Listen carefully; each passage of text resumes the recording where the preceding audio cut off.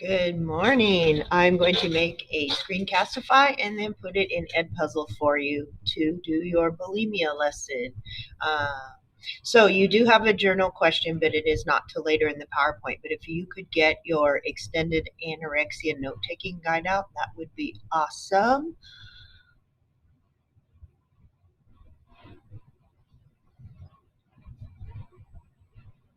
Time's up. So here are today's objectives. I can identify the characteristics of bulimia. I can describe potential contributing factors, which are very common and associated to the 4 contributing factors to mental illness from the anorexia PowerPoint. I can describe symptoms as well as describe at least red flags or noticeable factors that might indicate a person has some characteristics associated to bulimia. So there are vocabulary words on your note-taking guide, and so if you have that open, please take time to describe what bulimia is as an eating disorder and get that definition down.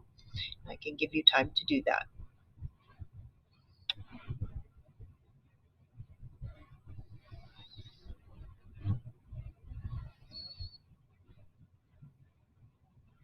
And bulimia is described as uncontrolled eating binges followed by purging.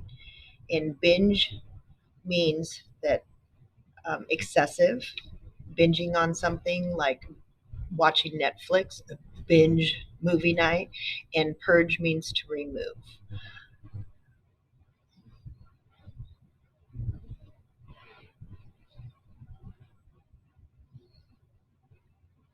And please write done in the chat box when you're finished. Oh, wait, that won't work. Our next vocabulary word is stigma. And stigma means that a person feels sort of disgraced as associated to a particular circumstance. So as it relates to eating disorders, a person might feel that they're being shamed or singled out, a negative connotation associated to them because of a view associated to their patterns of eating around their family and other people.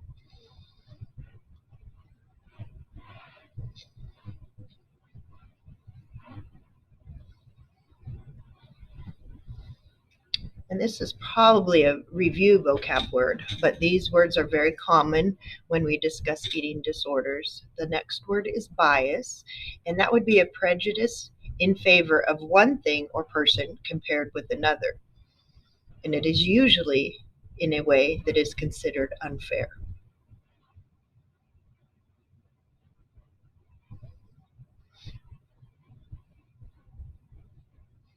By the way, good morning. Happy Wednesday.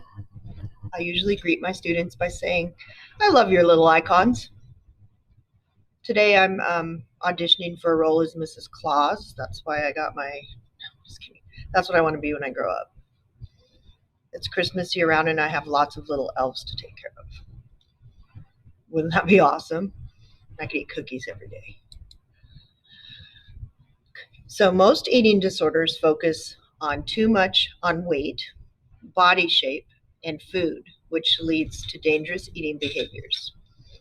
In treatment or with self-care and observation and support from family, a person can focus on who they are as opposed to approval and the sense of approval, as we learned in our personality unit and our building self-skills. Self-esteem outweighs approval of others. Because remember, we take our self-esteem everywhere we go, and our environment will change as we grow and get in different environments out of high school. So remember, that's what it's all about.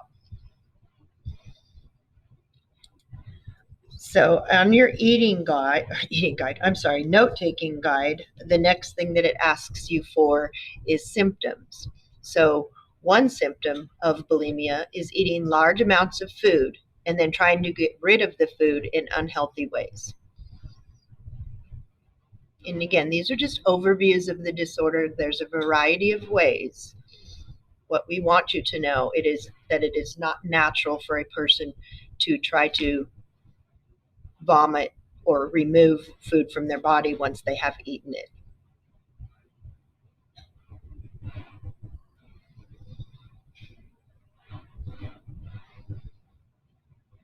So that's one symptom for your note-taking guide. How do they do this? Vomiting, which is typically called purging, excessive exercise, use of laxatives to get rid of the food are the three common ways.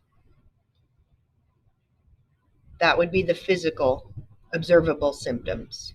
Mentally, a bulimic is preoccupied with weight and body shape. However, often bulimics are of a normal weight, so it is not observable by friends, family, and other people.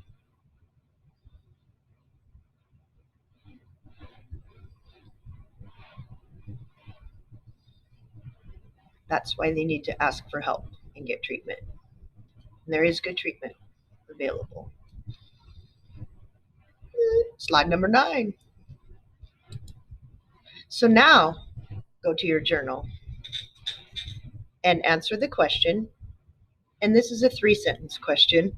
Why do you believe someone with anorexia or bulimia might feel stigmatized or shamed by their friends and family? Which would lead to why people with eating disorders often are afraid to maybe ask for help. You got 2 minutes. I can use my watch. Maybe. I can do it.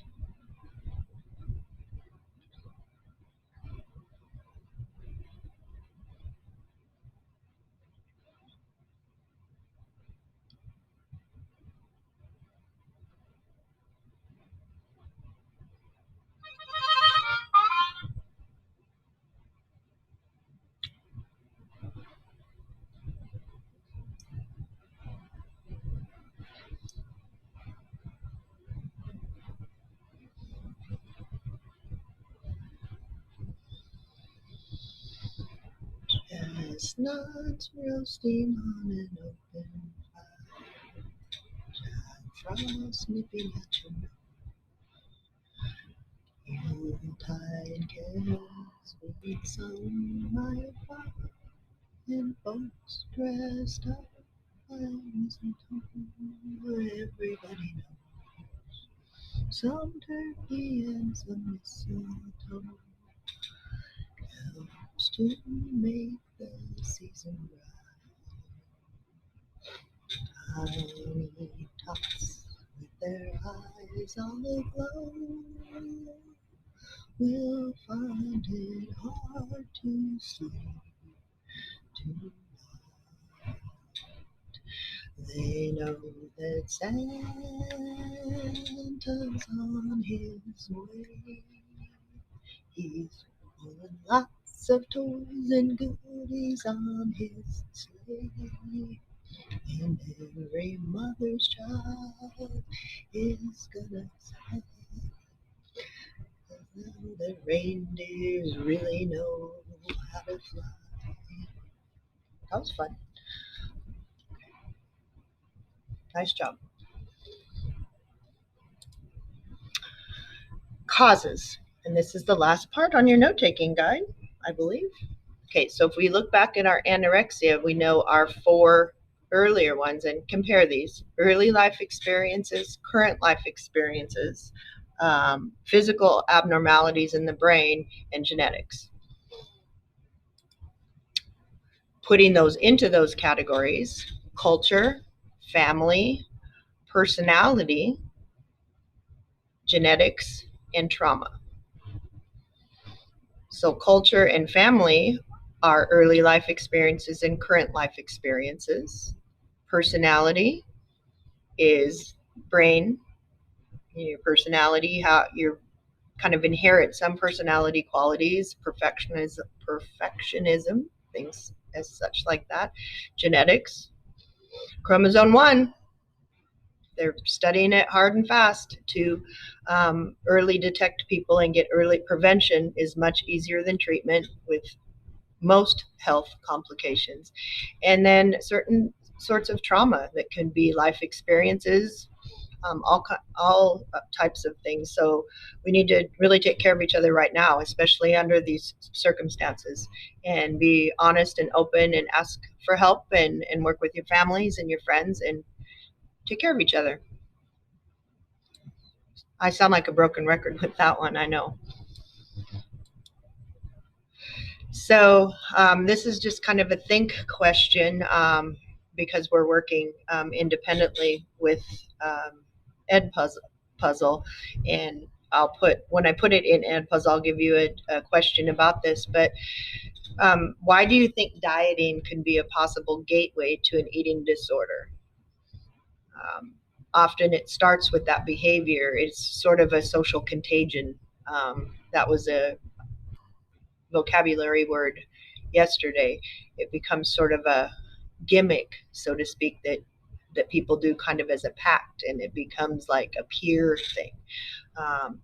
And I would add to that before you answer the Ed Puzzle question, how it becomes almost a game or a contest.